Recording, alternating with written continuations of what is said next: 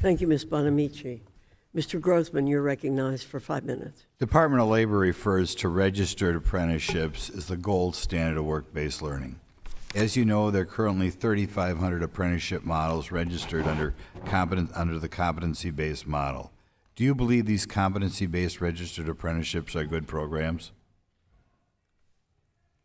I'm sorry, Congressman, you were saying, are what programs good programs? We're talking about registered apprenticeships, okay? Do you believe competency-based registered apprenticeships are good programs? So thank you, Congressman, especially because your state has been such a leader when it comes to registered apprenticeships. And we have a $1 million state apprenticeship expansion grant in Wisconsin to help build the infrastructure to make sure that registered apprenticeships can thrive and employers can get what they need and working people in your state can get opportunity. I believe that registered apprenticeship programs are the gold standard. They provide for earn while you learn so that people who can't afford to just stop earning in order to train can actually get into training programs. They provide for a good job at the end. They provide for wage progression and other protections for skills standards. And we are seeing across the country right now, again, especially because of the historic investments that are being made in construction, in infrastructure, in clean energy, in manufacturing, that there's a need for good, reliable, tested job training programs, and registered apprenticeships are one of the best examples we have of that. Your department, and I'm going to ask you, what was the basis for your department issuing a proposed rule that eliminates the successful competency-based model for registered apprenticeships, a model that's been referred to the bread and butter of apprenticeship expansion and will constitute more than 1/3 of the overall growth in the apprenticeships in the next decade, according to labor's own projections? Again, Congressman, just in this administration, the Department of Labor has invested over $445 million in apprenticeship programs across the country, and another $200 million that is out now that will be announced in June.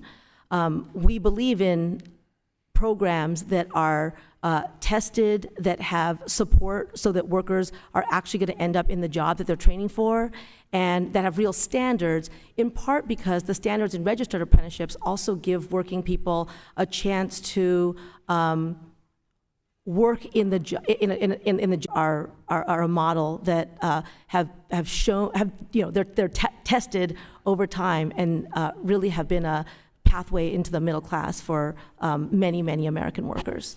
Okay, Wisconsin's a big manufacturing state. We're actually percentage-wise biggest manufacturing state in the country. 20% of our workforce is in manufacturing. When I meet with industry leaders, they cite workforce issues such as attracting and retaining skilled employees as their biggest challenge.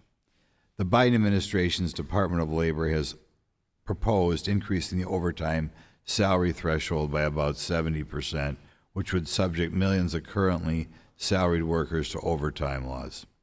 So instead of increasing pay, the proposed rule would cause employers to shift millions of salaried workers to hourly workers, eliminating the remote and flexible work options and potentially resulting in fewer work hours, irregular paychecks, and lower overall compensation. Would you comment on the negative consequences of the big increase in the overtime salary threshold, how you believe that's going to affect American industry? So, Congressman, there's nothing about the rule that would require that outcome. The reason why we did an overtime rule was because it's really important for working people to get a fair day's pay for a hard day's work. And our overtime rule helps to ensure that working people who work on a salary basis have more money in their pockets. A couple decades ago, the overtime threshold covered over 60% of working people. In the last administration, the threshold was set to a point where it was less than 10%. And so the overtime protections have been eroded over time because of that threshold. And that is why we undertook a rulemaking process to make sure that that the threshold combined with the duties test that is the heart of protecting salaried employees when it comes to overtime, remained real. Thank you.